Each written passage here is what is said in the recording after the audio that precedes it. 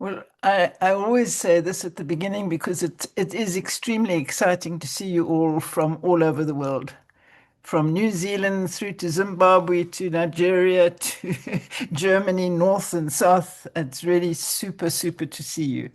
And this is, in fact, the vocation of the Pass It On Network. We've been connecting positive aging advocates from more than 60 countries and 5 continents since 2013. That's more than 12 years ago.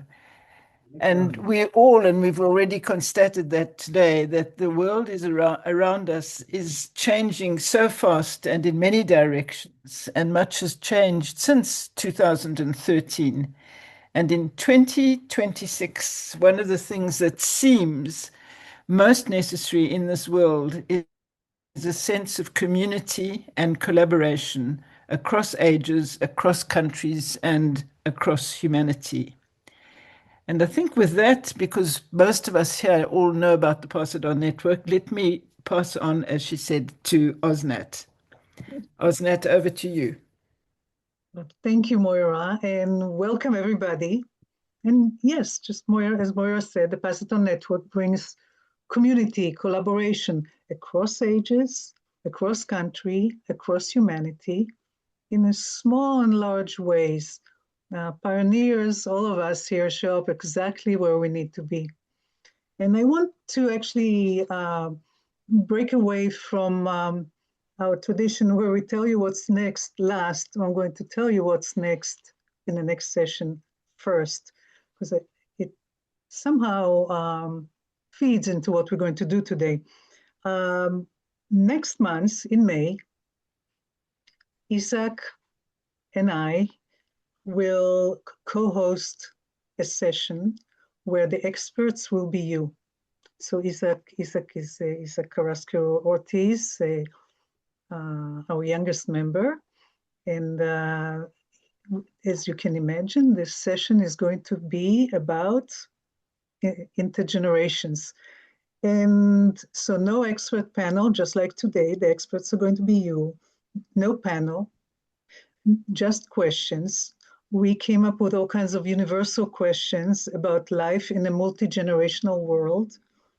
And what we heard last time and times before is that intergenerational conversations often skip the middle, people in the 30s, 40s, and 50s. So if you know somebody in that age range who'd enjoy thinking out aloud with this group about this topic, invite them for May. The invitation will be in your mail in about 10 days. They can come as a one-off. We hope they'll stay, but please invite people who are in the middle age, in the younger middle age, to join us. I think it's going to be a very interesting conversation.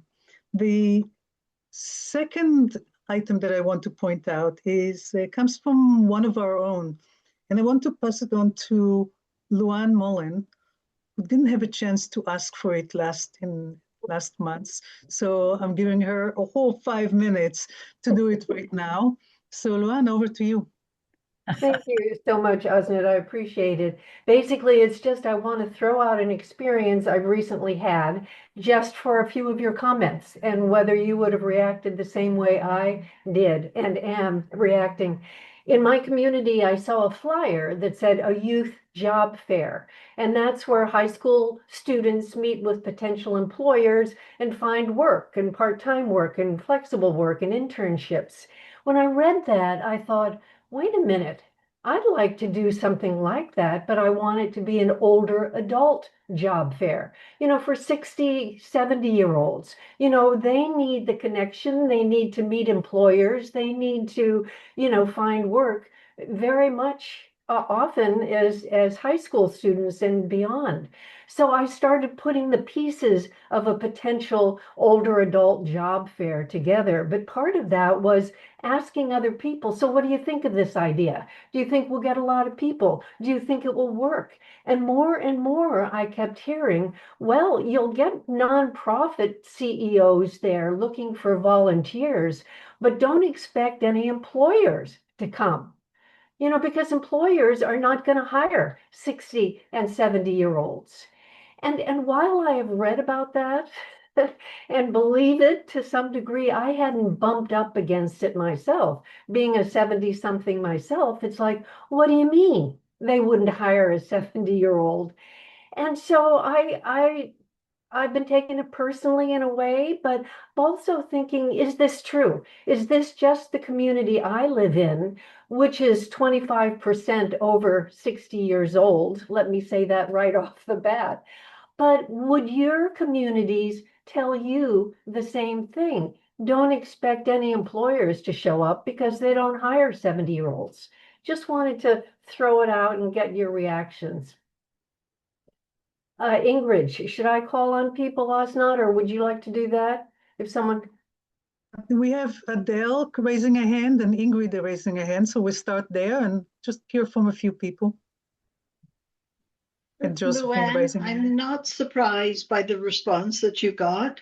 I think it's entirely consistent with the attitude that being old is not good. And I saw that myself when the chairman of the foundation of an organization that I belong to was complimenting someone on their retirement and said, you know, you look much too young at 39 to be retiring. Well, she wasn't 39 retiring. She was in her 60s and 70s retiring, but it was as though being old is not a good thing. And I mean, to me, refusing to hire an older adult is consistent with the concept that being old isn't good, being young is better. Mm. Uh, Thanks, Adele. my comment was going to be that actually, looking at it from a German perspective, what happens here is that you also have to consider the legal employment framework and the tax framework. Employers, the financial burden on an employer needs to be considered, the extra burden, the extra insurance costs. There are a huge number of issues for the employee themselves. Um, there are also issues around your pension, around how much you are enabled to earn on above your pension. There are limits on what you can earn. So, for example, I can do a consultancy, or I can a small amount, but I've got to watch out that I don't go above a certain amount, otherwise the taxman comes after me. good point. Yeah, thank you, So Ingrid. it's the legal framework as well that you need to give consideration, and that will vary from country to country. Mhm. Okay, thank you. Let's hear from Josephine, Brian, and Richard. And after this, we're going to pause here. And anything else that you want to comment on for Luann, please put it in the chat. I also post her email address in the highlights. And Luann, maybe you can do it also in the. So Great, thank you. briefly from Josephine, Brian, and then Richard. Okay, thank you, Asnat. I was just going to say that my brother, who is now 63 and was 62 at the time that he was let go, the downsizing, and he was let go from his job, was in June, and he just got employed, which is 9 months later, as a controller. And the person he replaced was a 31-year-old who did not have the experience. So he underwent the same type of interview process that anyone does at this time in life, which is multiple interviews. And so I was very happy to hear that, because he said he still needed to work. He still has a mortgage, and 3 girls are still living home, though they all work. I would tend to agree that it would be difficult for a lot of employers to show up at the fair, but I think it's a valuable idea, and it's worth exploring if there are people that would show up to it, if that's something you pursue. Thank you. Thank you. Welcome. Brian?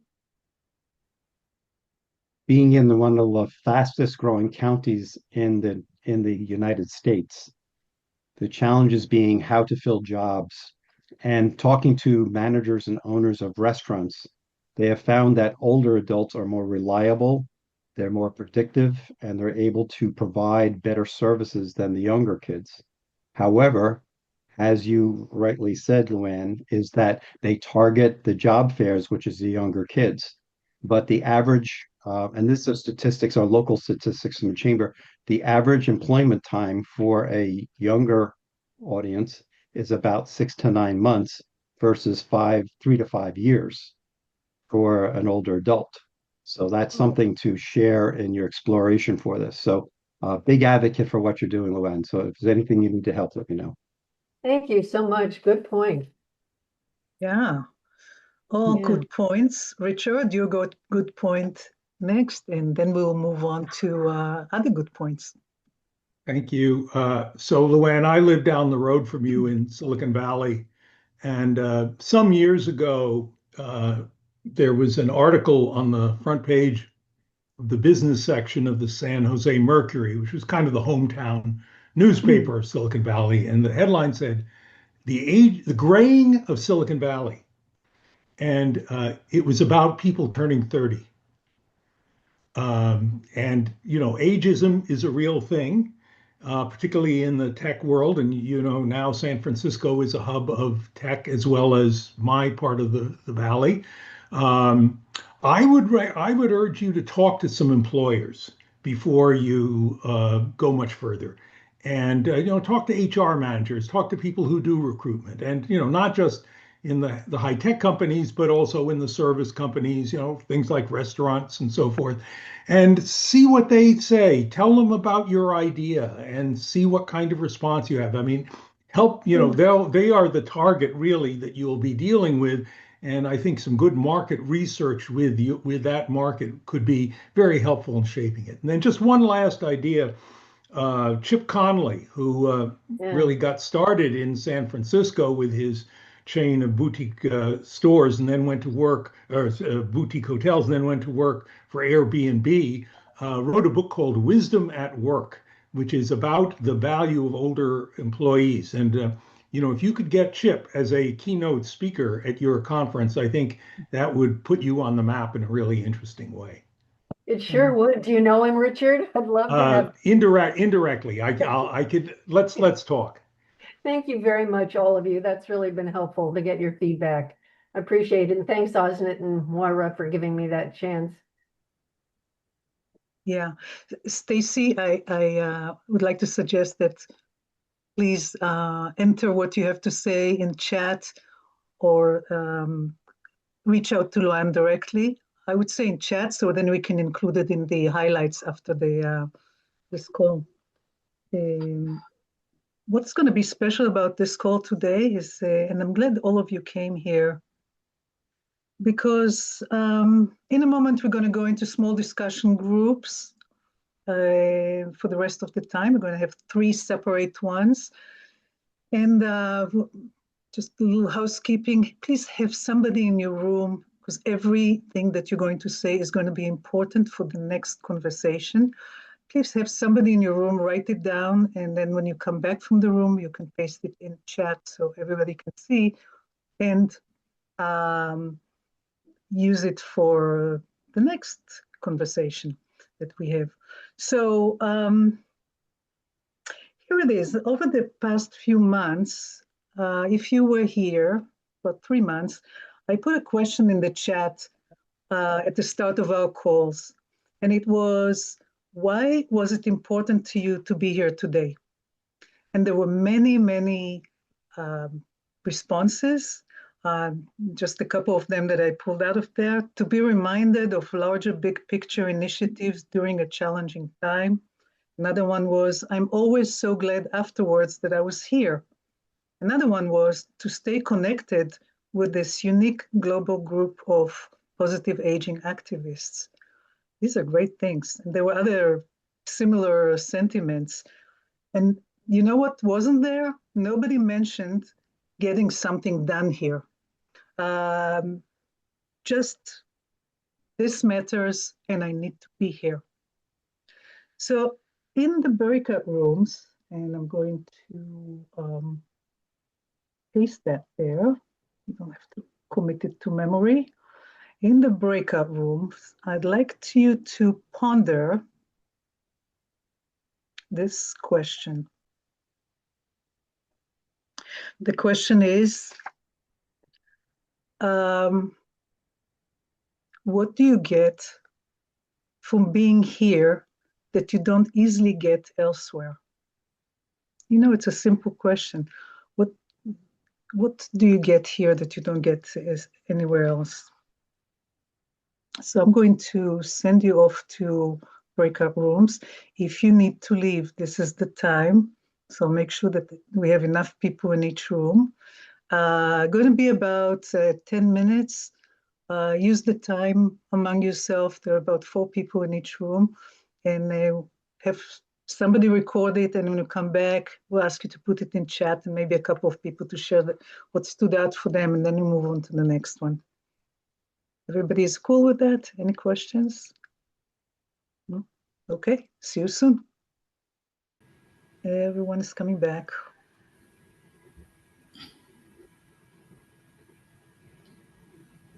So Osnat, do you want us to put those comments in the chat? Yes, please. And I Right. think if there are any, if there's anything that came up in your room that you really want to shout out, maybe we can hear from a couple of people. There's Luan, I think that was a hand, right? Yeah, And then just Josephine real and quickly. Tom. Yeah, real quickly, there were 100 good comments in my room, but I think Fiona mentioned that so much about aging is negative. When she's here on this call, it's not. It's positive. We're looking ahead. We're looking at what we can do, and it's the opposite of negativity. And that was the one thing that she brought up, as well as many others, that makes her want to be on this call. Thank you, Luan. Josephine, Tom, and Adele, and then we'll move on to the next exciting question. Okay, I thought we were going to say everything, but what stood out was at the end, Verna shared that she's a part of a group called the Multidisciplinary Center for Aging at the University of Colorado, where she gets to participate in helping young doctors understand the older population, if I gathered that correctly. Vernon, you can correct me if I'm wrong, but I just wanted to share that. It sounded very interesting that they're doing that. Great. And Josephine, if you have all this list, just paste it in chat, and we all benefit from everything that was said in your room. And Tom, and then Adele. I'll just briefly cite, I was in the unusual position of note taker, and they're very brief, but there was a consistency. Han Van Doren said that he's here for consideration of the needs and interests of older adults that he learns about. Carol Fleischman, that she said these meetings provide a care structure that's very much a continuation of her prior life and work. And Paul Ward, he likes to keep connections with Moira and the group that he's known for so many years and too young to retire. And my own thought was, I'm here because of exposure to a diversity of viewpoints. And the common thing that we mentioned was, you're mentioning Osnat, getting things done. And there was sort of a more universal feeling that people were not here to get things done because they were doing things themselves. And I said, well, that's consistent with my perspective on PION, in that you draw ideas which you can then feed into things that you are doing. Yeah, beautifully said. Thank you. And Adele. What I thought was interesting about the question was not the answer per se, but that it led to some very interesting other discussions that I'm hoping are going to be part of what you're following up with. One of them was this whole issue of getting things done. We got into a discussion about artificial intelligence and the impact that has on older people. So I thought it was a great question, but I thought it was a great question to start other conversations. Yeah. Well, I have a question for you all right now. we're going to move into a second breakout room with another question.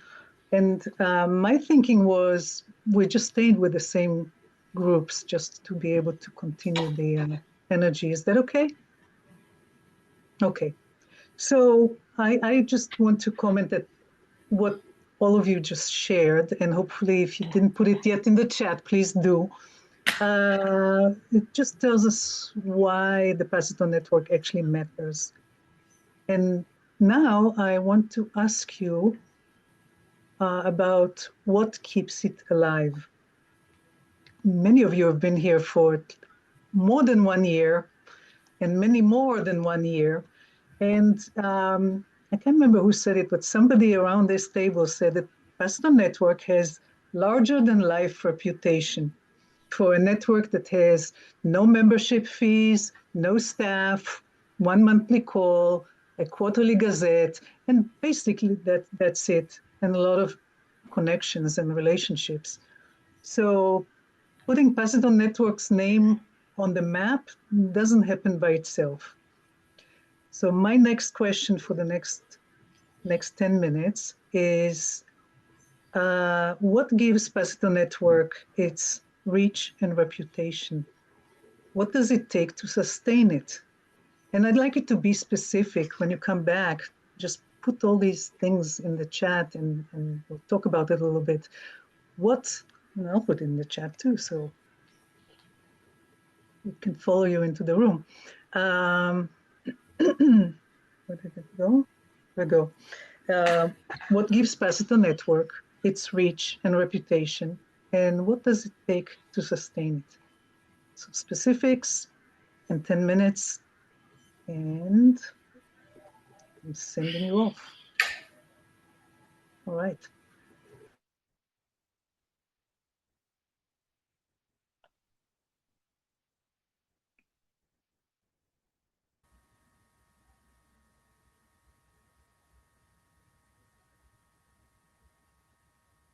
Here we are.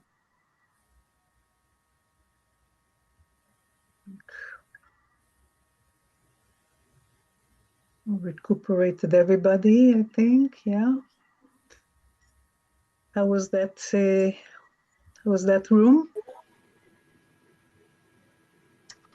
We'll find out. So if you took notes, please paste them in the chat so we can all take a look and see what valuable stuff came up. Everything is valuable, as long as you say it. And I'd love to hear some insights, some thoughts. Tom. Paul Van Dorn and I both have to leave now, so let me just briefly mention, and there was this strong intersection of all four of us between Han, Carol, Paul, and myself, that connecting with others is what brings us back and what the value is, to share experiences and share wisdom. Yeah, thank you, Tom. Anybody else?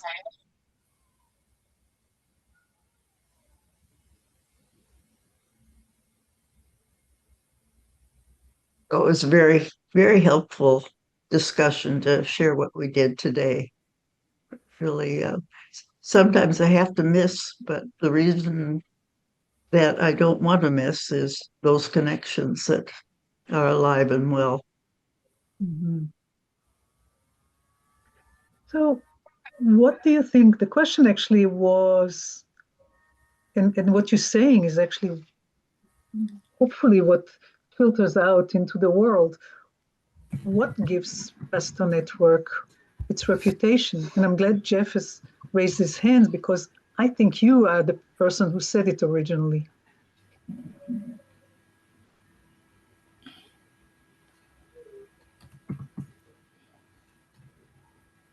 Yes, what gives PION its reputation, first of all, and all credit to Moira and Jan. I mean, you guys, it was your reputation and your passion in networking that built the PION network. And that is the legacy that Jan leaves, is that we have, look at the number of people who are on this call. But more than that, in our conversation, we were talking about how many years people have identified themselves as being part of the Pass It On network. And I can't remember her name. She was on my call, and I'm sorry, I don't want to butcher it. But she said she's been involved for 4 years. Well, how many years have other people been on this call? I think I've been a member of Pass It On Network, I don't know, 8, 9, maybe 10 years. I don't know. Why do people keep coming back? There are many groups that we could join and have. And after, a meeting or two, we're gone. But I would venture to say that people on this call, for the most part, are certainly here for longer than a year or 2 or 3 or more. And that is a testimony in itself. But how do we move on from here is another story. We say that it brings people together with like-minded interests and the opportunity to share information and ideas. But I think it's more than that. It's if we are a network, how do we build on the relationships that we have? I know that's a big part of what I do and what I'm attempting to do with some of the people on this call. But there are so many more people who are doing great things and are doing it primarily, I would say, in isolation. But when you begin to see that, hey, other people are working on similar ideas to me, maybe we can build a collaborative model for expanding that work and to strengthen the relationship and the opportunity to take this a step further. So I see a lot of possibilities with the Pass It On network, but I also know that it is running in some ways on fumes, because if it is just Osnot and Moira that are keeping the flames, lit. And you, Jeff, Yeah. Well, and thank everybody you, here. thank you. But I mean, we need other people to step up to the plate, and it's more than just showing up for 4 years or 10, 7 or whatever. So, and I think the question may be, what specifically do we need from people? Because it's easy to say I don't have the time, but if you say, well, all you need is to do this, oh, I can do that. Yeah. So maybe we need to spell out some of the things that need to be done or could be done. So I'll stop there. But and this is actually what the question was, and hopefully this is what you discussed in your rooms, is what does it take to sustain that reputation, that thing that Jeff was just saying so eloquently? What does it take specifically to do it? And it's a fair question, and we'll revisit it in the next breakout room. And Tom? Just to comment on that theme that Jeff and you just raised about people becoming more involved. I've found over the years that people that you would like to have involved are usually over the top busy. And the more specific the ask is in terms of the details of what's going to be required or what the opportunity might be, the more likely you are to get a response, because then there can be a measured understanding of what would be required. Very well said, Tom. And I think, given that this is a network, not a hub and spokes, the question is really over to you. What do you think needs to be done that is not being done now to sustain the Pass It On network, to make it live up to its reputation? What are the things that you notice that are not there anymore? And I think this is the question. I don't know what is needed. It's a network. There are many, many needs here. We all have observed year after year, what we did we do this kind of retrospective of what happened in the last year. You can go back to this in our YouTube channels and see what is it that Paciton Network did over 12 months in 2025, 2024, 3, et cetera, et cetera. I've been doing it now for, I don't know, 5 years now, those retrospectives. And if these things are no longer there, do we need to bring them back, and somebody, not anybody, somebody in this network can take on one small portion of it. It's self-defined. It's welcome. What we do here is share. Yeah. So Josephine,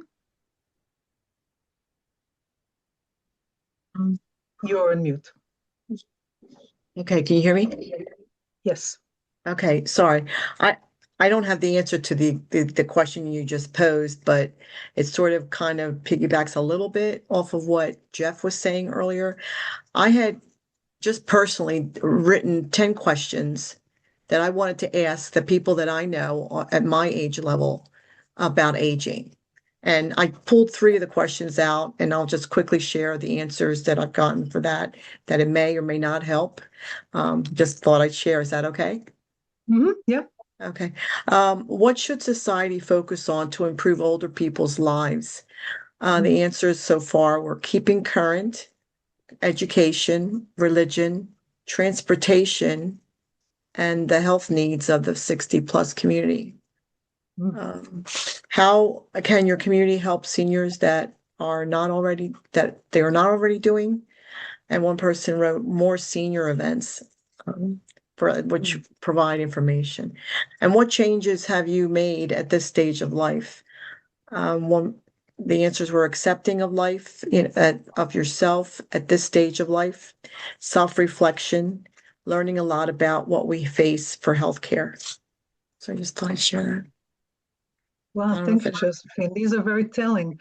And, some of the stuff that came up until now is that we like being here. Some of us have been coming here for a long time.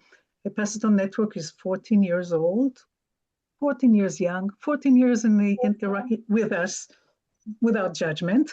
And it's a good run. But we can feel it here, right? It's like anything living. Paciton Network has a future that is not fixed. It's not fixed for us as individuals. It definitely is not fixed for networks. Depend on the people who make them up. So as I was thinking about it, I came up with 4 possible futures, and I'm pasting them in chat, and I'd like to just share them with you. It's not, none of these futures is fixed, but they're possible. The first one is that we continue Paciton Network exactly the way it is. We value gathering with the people that have been coming here for years and maybe joining every now and then, maybe not every single time, maybe intermittently, and we continue with it for as long as we have the energy for that. The second possibility is that something like Jeff said, like Tom said, several other people said, we continue and we deepen, because some of us who are not currently greatly involved identified something that can enrich and make Paciton Network more complex. Complex not in moving parts, but complex as far as what it's doing as a network. The third one is that Paciton Network transform into something else. We don't know. We'll see or not. It's a possible future. And the last future possible is that Paciton Network sunsets. It happens. We will honor it. We will celebrate it, and we'll do it on its own terms. So I want to just put these as a possibility. And in our final breakout room, the question that I'd like to propose, and this is not, we don't have to come up with any consensus. We can just ponder. And based on everything that we've said so far, just ponder, what does it actually mean? What is actually, where do we want it to go? And here's the question. Which future feels true to you, and what needs to happen to get there? Any of these is possible. Some of these, don't look at them as a wishful thinking, because if it's a wishful thinking, we have to do something to get to that wish. In fact, yes, but just as a look at reality in the face.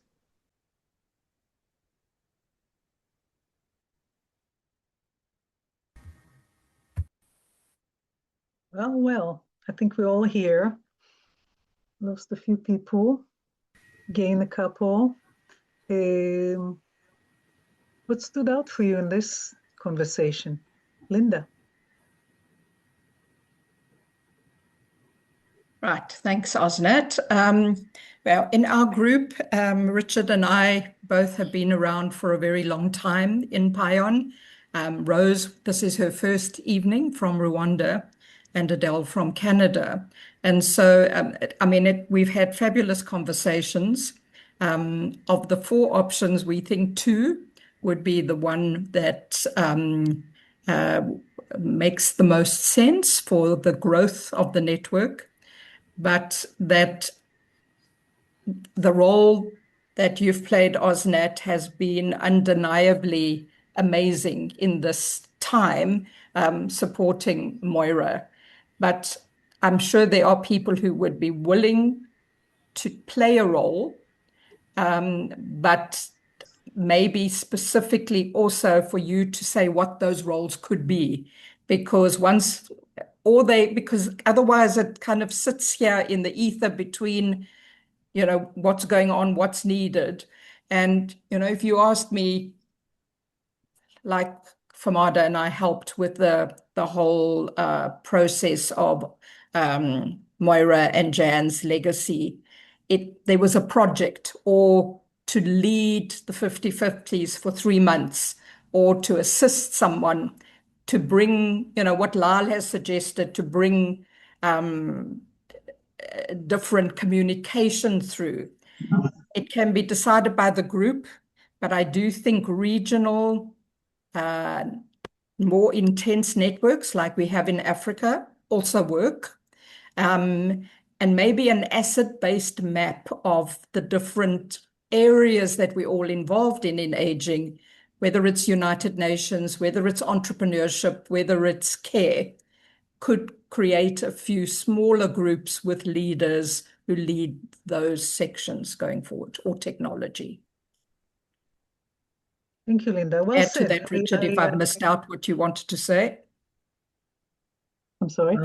What I have observed over the years is that PION has evolved organically. That high level planning has not really been very effective, and I think it should continue to evolve organically, but it requires strong leadership, which OSNAT fortunately has provided, and I think OSNAT needs help.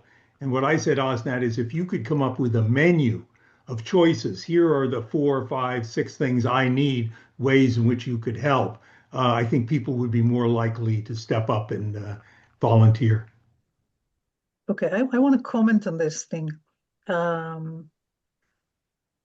I stored these 50/50s. It has a large technical aspect and a small facilitative aspect. And that's a mechanical thing.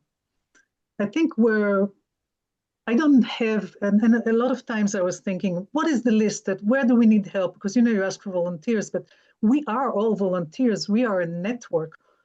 I just steward one aspect of it. And let me be a little bit more straightforward here. In the last few months, you heard that Jeff initiated going to Penn State and told them about Paciton Network. and that opened some doors. Moira went to what is this outfit in the UK that you were in? I don't remember right now, but it was another education labor thing, and introduced Pastel Network to there. These are the things that increase the reputation and the outreach of Pastel Network, not editing a video.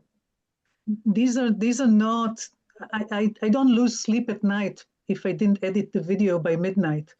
But I think the value of this network is the people that it attracts, the people that are here, the people that have the conversations, and we need to let more people know what is Paciton Network beyond I go to these monthly meetings.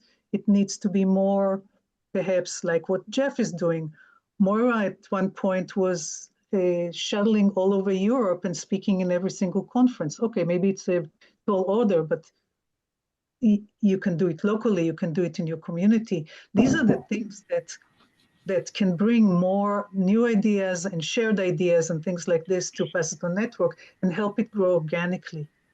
We did grow organically. There was no mass. You know very well, Richard and Tom, I don't know if he's still here, that when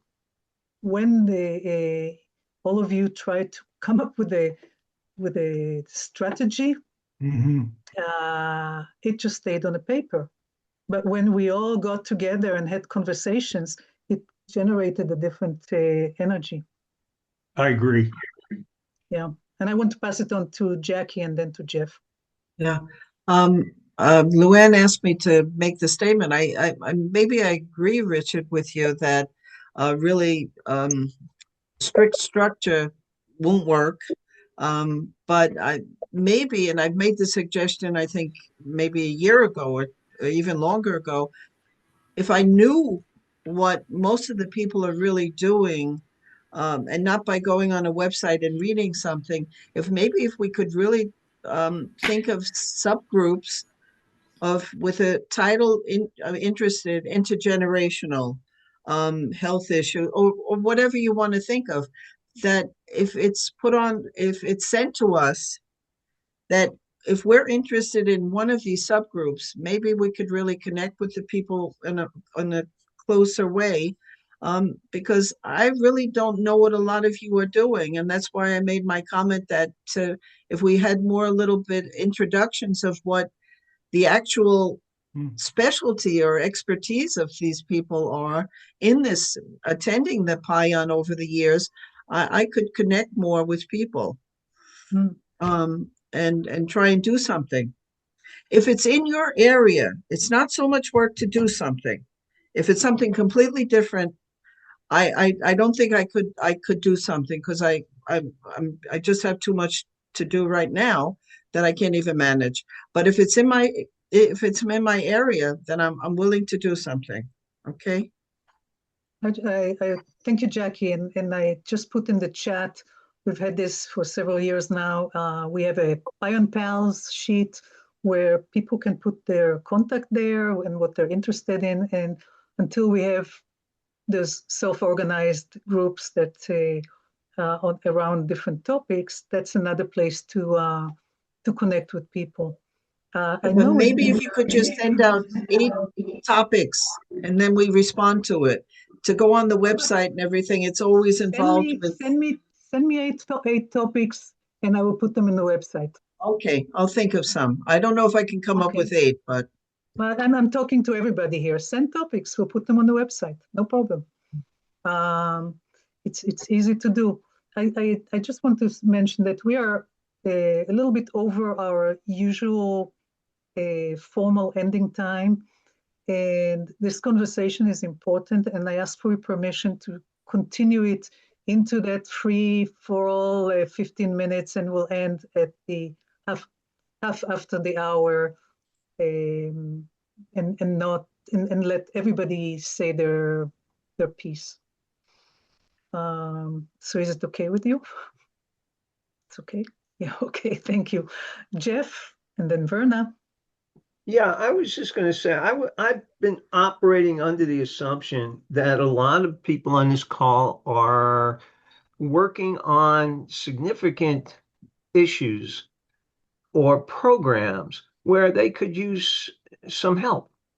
And as part of the network, how do I identify resources that could be of help to you, or you could identify resources that could be help to me?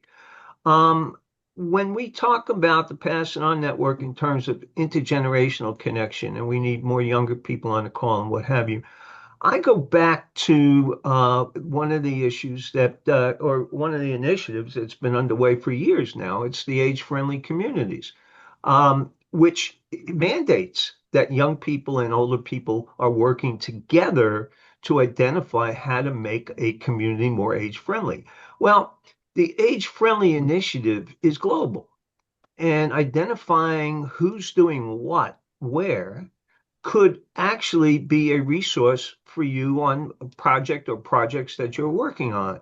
Now, one of the things that has evolved over the last few years is that universities now are part of the age-friendly movement. And so they are still at the stages where they're trying to figure out how their students and their faculty and their programs can interact with community. And so identifying what universities globally are out there that are identified as age friendly, they may be looking for opportunities that you present for them. And so the idea of recognizing those connections can be very helpful, I would think, in terms of what I'm doing and what you're doing. So if there's an interest, we should be pursuing that. And Penn State, as Osnod said, it was just one example of other universities that are focused on it. The Penn State has an intergenerational think tank. They're not the only ones, but gee, an intergenerational think tank. Now, as a result of that, I made a connection with a woman who represents Generations United as a UN representative. Now, her focus, and she made it very clear, is younger people first. She would love to make a connection with us, but it's not, from her perspective, her agenda is promoting younger people. Our objective is addressing ageism. So there is a connection there, but we need to cultivate that.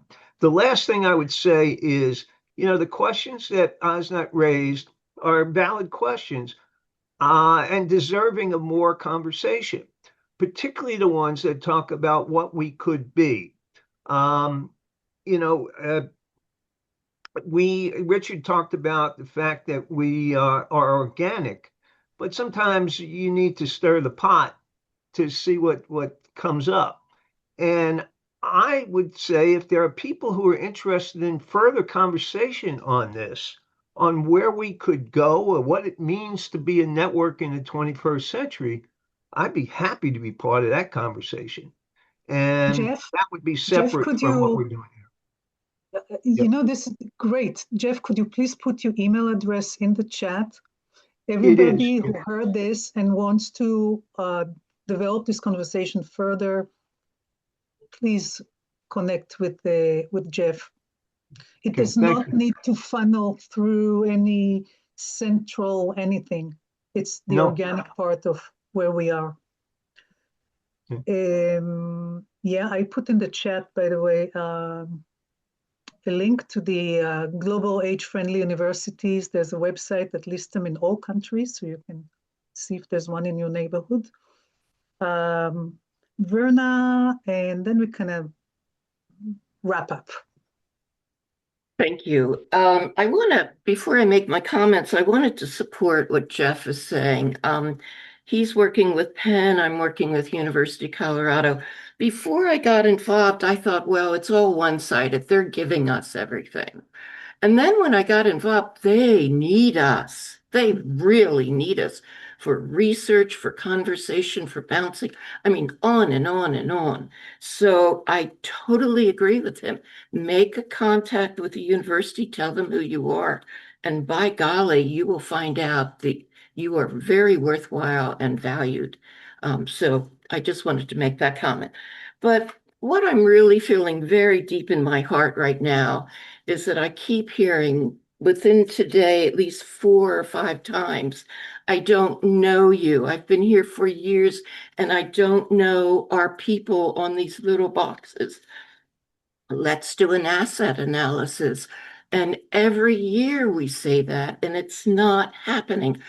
We are a plethora, a treasury, each and every one of us of expertise and study and research and community, and we don't know who we are. Let's sit down and talk about the most effective way to tap into each and every one of us and what we have to offer. Plus, it's easy. We're comfortable with what we know. We're happy to share what we have. That's not hard at all. We've been doing it for years. So please, I beg of you, let's not go another year without meeting each and every one of us and find out who we are, what we do, and what we're passionate about.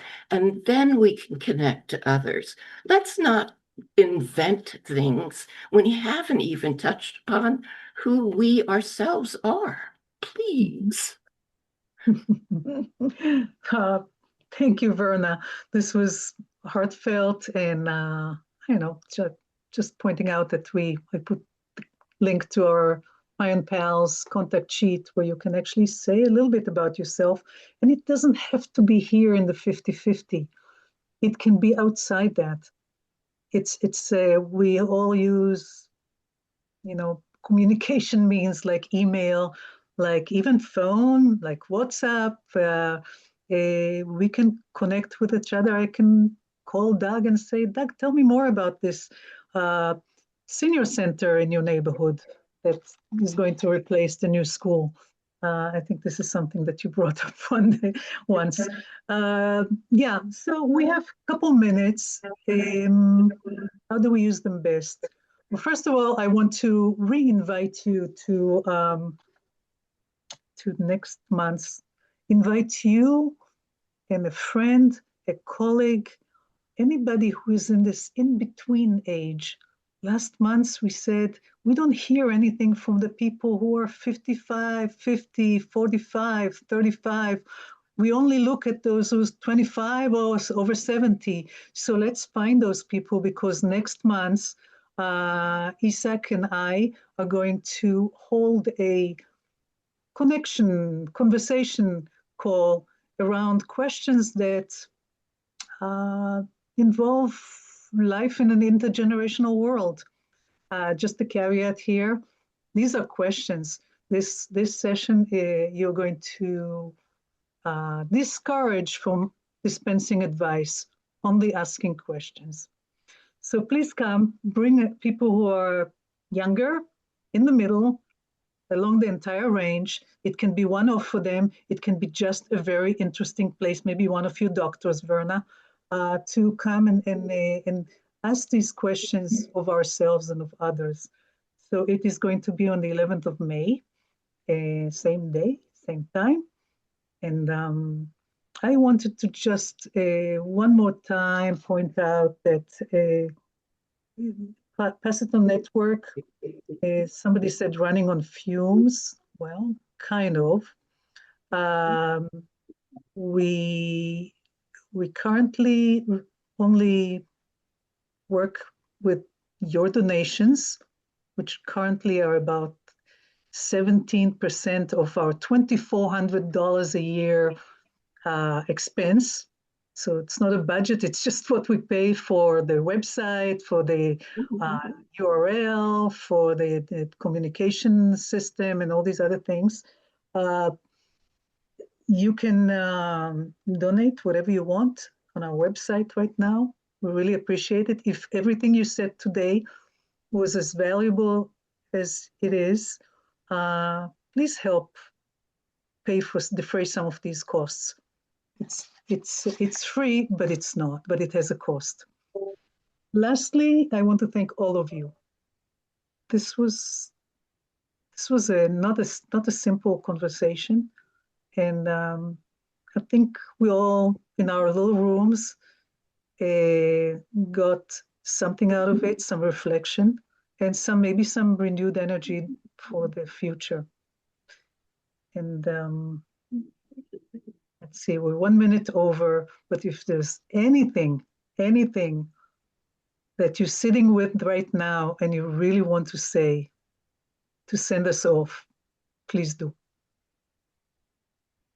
And if not, we'll just say goodbye. Thank you, Osnet. Thank you. Thank you. Bye. Yes, thank you. Good session. Thank Thank you. you. Very good. Thanks, Thank everybody. you. Take Bye. care, everyone. Thank Thank you and bye. Bye. So everything that you mentioned, Osnat, and I wrote very copious notes, is I have a solution for everything that was raised today. Share them with And me. I am very serious, and I'd like to set up a separate meeting with yourself, with Jeff, and anybody else wants to join, because we've spent a lot of money and a lot of manpower with the thinking of Pass It On Network, that we want to provide something to you as a kind of like a gift. And so, but everything that was raised from the notes from, having an asset analysis with Verna had brought up, to Jeff bringing to having a centralized resources, to having the different universities. I've been talking to Stanford University on a lot of issues and things on different aspects of this, but all these things, talking about subgroups. Jacqueline was talking about subgroups. How do we set up subgroups? How do we set up a central repository for information on hub and spoke? It's not, you're absolutely right. It's not the technology gook. It's the interaction and the engagement, which is most important for this, and making sure that it's organic. You're not constrained by tools. You're constrained by people's ideas and the growth and the things that people want to do. So that's something I do want to share with you. Maybe if we can have a meeting in the next week or two, I would love to do that. I'd like to when anyone else is participate in there. that as well. I would as Yeah. well, Brian. Yeah. I We're think- working. I think today opened an important portal.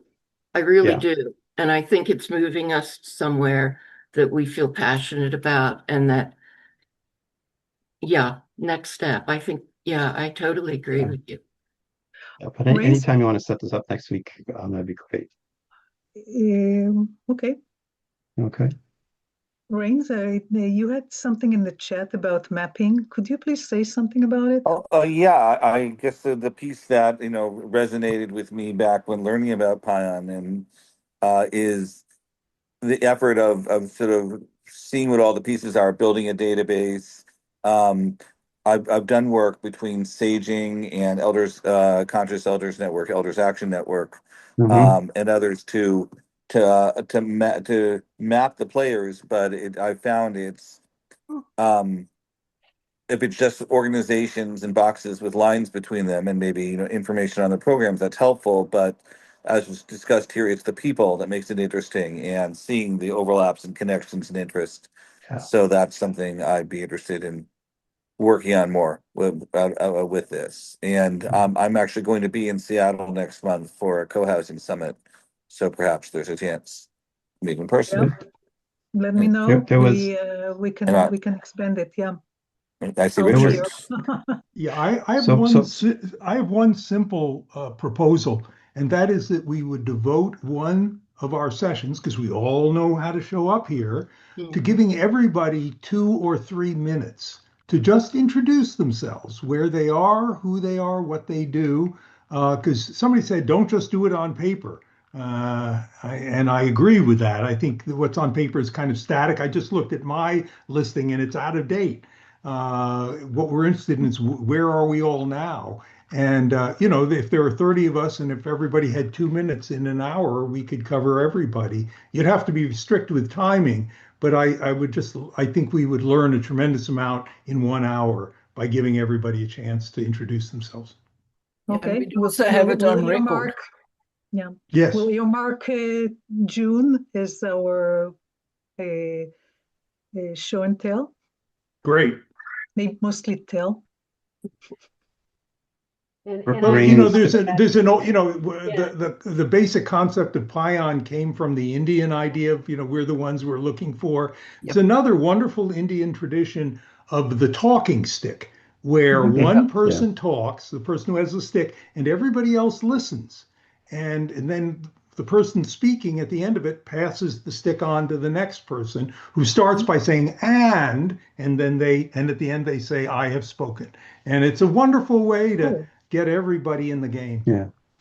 And I Ju- just Just wanted to add quickly, I think I was not alone with having a lump in my throat when I heard you say, and number 4 would be to sunset, PION. It's like, oh yeah. no, oh my God, of course not. That would, who Right. would ever want to do that? So I think that was very valuable to throw that out there because I think many of us thought, no way, So we can so sunset this yeah. incredible. Yeah. Luan, I really agree with you, and I put it there on purpose because if you I'm take glad you put it number there. one, Yeah. if you take number 1, let's continue as this. The energy will dissipate, second law of thermodynamics, Absolutely. and it will end up at number 4. So our only options are number 2 and number 3, which are kind of like Correct. we're all connected. If And they're not it's powerful they're enough to not continue. mutually exclusive. No.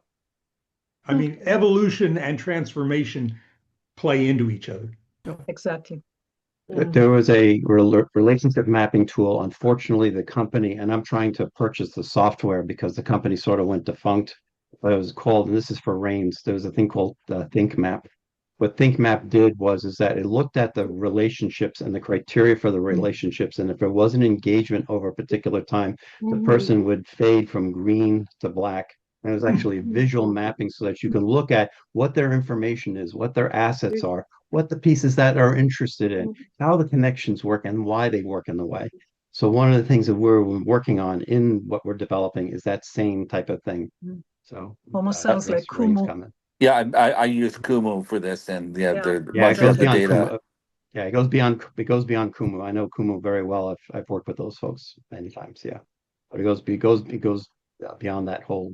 Brian, when you say absolutely. we, who is the we you're I have speaking I have a of? I have a company that Uh-huh. specializes in community development for e-community and develops e-community ecosystems. We're working on a national project right now, which is to help in crisis for communities when they go through hurricanes or tornadoes and things like that. We have our own community operating system that we have developed that we've now partnered with some pretty large companies to help support us in the growth of that. And the thing is that we've been doing this just for about as long as PION has been involved. And there were some challenges with the earlier tool. We revamped everything. We made it so that it really is a community dynamic tool. And it's community. We actually bring in AI when needed. We bring in all these different resources when needed, and it allows people to come and communicate and to be able to bond in a way, whatever way a community works. So that's what it's about. Great. Sounds cool. Wow. Yeah, very. Right. Thank you very much, Osnet, Moira. Thank goodness for you guys. So this has been great. Definitely. Thank you. Yeah, Thank you very Luann, much for being here, buddy. let's us talk. Yeah, Richard, I've got your name down here to get a hold of. Okay. And Put your email in the chat, and then Okay. I'll write you. Okay, got it. Super. Okay, everybody. Thank you for staying extra 10 minutes. It was definitely Alrighty, worth thank it. you. We'll continue So these good to see you. conversations. We know everything, so all we need to do now is just make it happen. Yeah, right. Right. Absolutely. All So right, good take to care. see Have a great day. friends. Thank you. We are the ones we've been waiting for. Yeah, Right. Exactly. All right, Thanks. Okay. take care. All right, bye. Bye.